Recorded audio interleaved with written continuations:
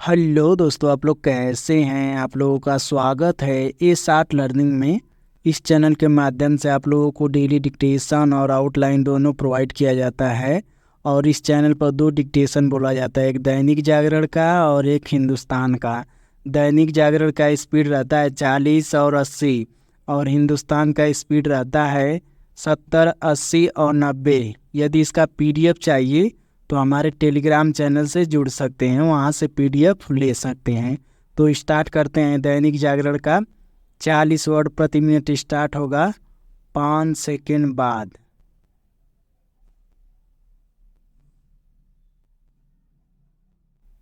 Start. केंद्र सरकार की ओर से विवाद का विषय बने वक्फ अधिनियम में संशोधन की तैयारी समय की मांग है। इस अधिनियम में व्यापक संशोधन परिवर्तन किए जाने की संभावना है। फिलहाल यह स्पष्ट नहीं कि इस अधिनियम में किस तरह की संशोधन परिवर्तन होंगे, लेकिन यह तय है कि वक्फ बोर्डों को संपत्ति की दावे संबंधी जो भी मनमाने अधिकार मिले हुए हैं उनमें कटौती होगी। यह होनी ही चाहिए, क्योंकि अभी स्थिति यह है कि यदि किसी राज्य का वक्फ बोर्ड किसी संपत्ति पर दावा करे तो बिना सत्यापन वह उसके अधिकार क्षेत्र में मान ली जाती है। ऐसे मामलों में पीड़ित व्यक्ति को यह साबित करना होता है कि संबंधित संपत्ति उसकी है। इस तरह की व्यवस्था न्याय के मौलिक सिद्धांतों के विपरीत है। इसकी अनदेखी नहीं की जा सकती कि वक्फ बोर्डों को कैसे मनमाने अधिकार हासिल हैं। इसका प्रमाण तमिलनाडु के उस मामले से मिलता है जिसमें राज्य वक्फ बोर्ड ने एक गांव की मंदिर और उसके आस पास की जमीनों पर अपना दावा ठोक दिया था। यह इसलिए हास्यास्पद था क्योंकि यह मंदिर 1500 वर्ष पुराना अर्थात इस्लाम की उदय की पहले का था।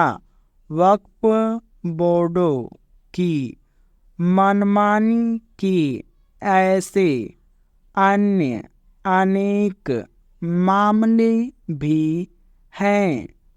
वक्फ अधिनियम में केवल इसलिए संशोधन नहीं किया जाना चाहिए कि वक्फ बोर्डों को संपत्ति के दावे संबंधी मनमानी अधिकार मिले हुए हैं, बल्कि इसलिए भी किया जाना चाहिए ताकि वक्फ की संपत्तियों का दुरुपयोग और उन पर अवैध कब्जे का सिलसिला थमे।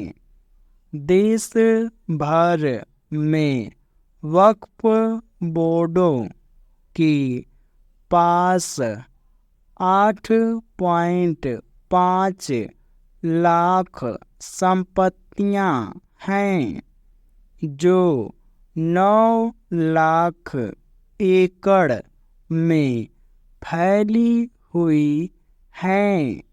इसके बावजूद राज्य सरकारों को वक्फ बोर्डों को अनुदान देना पड़ता है। स्पष्ट है कि वक्फ की संपत्तियों का सही तरह इस्तेमाल नहीं हो रहा है। उन पर केवल अवैध कब्जे ही नहीं हो रहे हैं, बल्कि उन्हें गलत तरीके से बेचा भी जा रहा है। ऐसे कुछ मामलों की जांच भी हो रही है। उत्तर प्रदेश में तो ऐसे मामले की जांच सीबीआई की ओर से की जा रही है। वक्फ की जमीन का उपयोग घोषित उद्देश्यों अर्थात मजहबी एवं मुस्लिम समाज के कल्याण के कार्यों में ही होना चाहिए।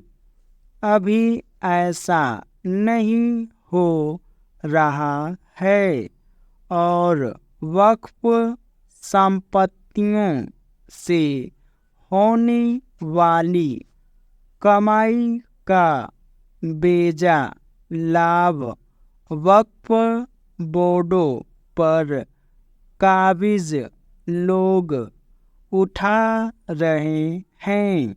इसी कारण वक्फ बोर्डों की संपत्तियों का लाभ मुस्लिम समाज के निर्धन वंचित लोगों को नहीं मिल पा रहा है।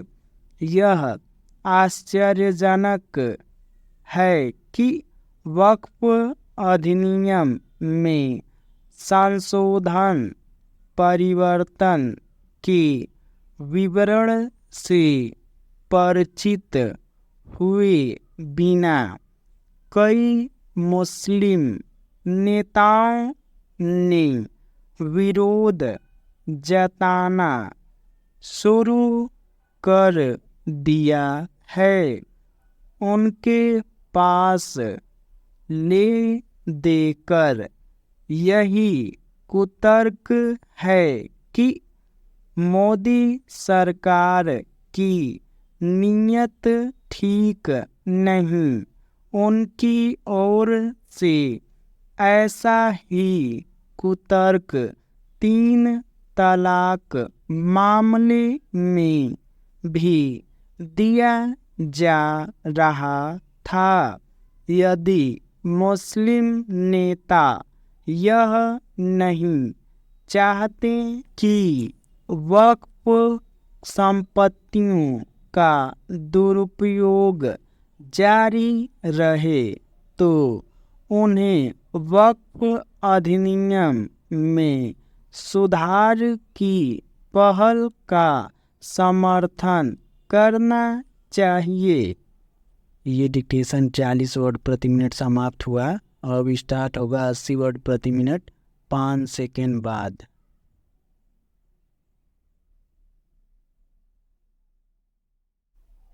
स्टार्ट। केंद्र सरकार की ओर से विवाद का विषय बने वक्फ अधिनियम में संशोधन की तैयारी समय की मांग है।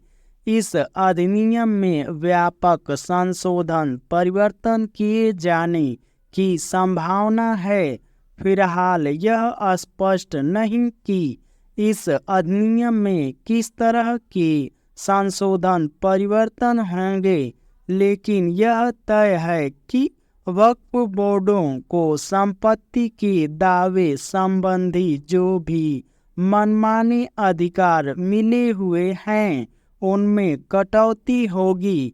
यह होनी ही चाहिए, क्योंकि अभी स्थिति यह है कि यदि किसी राज्य का वक्फ बोर्ड किसी संपत्ति पर दावा कर दे तो बिना सत्यापन वह उसके अधिकार क्षेत्र में मान ली जाती है। ऐसे मामलों में पीड़ित व्यक्ति को यह साबित करना होता है कि संबंधित संपत्ति उसकी है। इस तरह की व्यवस्था न्याय के मौलिक सिद्धांतों के विपरीत है। इसकी अनदेखी नहीं की जा सकती कि वक्फ बोर्डों को कैसे मनमाने अधिकार हासिल हैं। इसका प्रमाण तमिलनाडु के उस मामले से मिलता है जिसमें राज्य वक्फ बोर्ड ने एक गांव के मंदिर और उसके आसपास की जमीनों पर अपना दावा ठोक दिया था। यह इसलिए हास्यास्पद था क्योंकि यह मंदिर 1500 वर्ष पुराना अर्थात इस्लाम के उदय के पहले का था। वक्फ बोर्डों की मनमानी के ऐसे अन्य अनेक मामले भी हैं।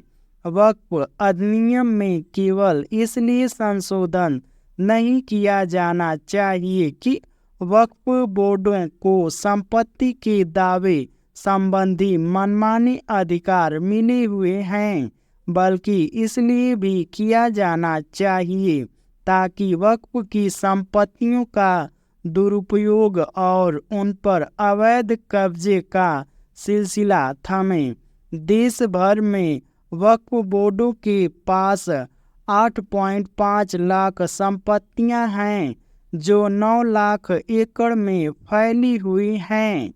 इसके बावजूद राज्य सरकारों को वक्फ बोर्डों को अनुदान देना पड़ता है। स्पष्ट है कि वक्फ की संपत्तियों का सही तरह इस्तेमाल नहीं हो रहा है।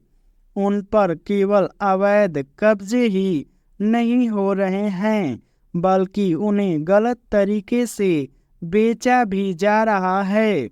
ऐसे कुछ मामलों की जांच भी हो रही है।